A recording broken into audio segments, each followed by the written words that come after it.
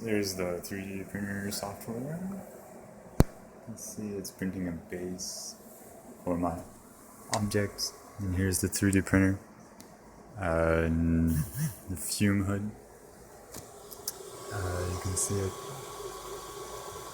slowly printing the base. It goes slow on the base to help it stick correctly. And then in the back, here we have the fan, which is going up the back to the vent.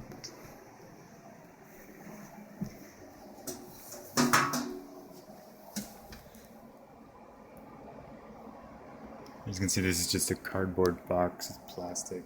I'm using a dryer duct.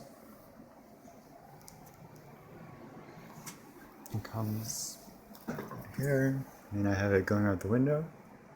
And piece of cardboard that blocks a lot of the air, and then the duct is actually right there.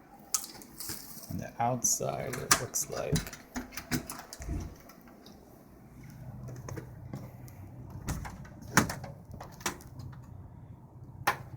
that.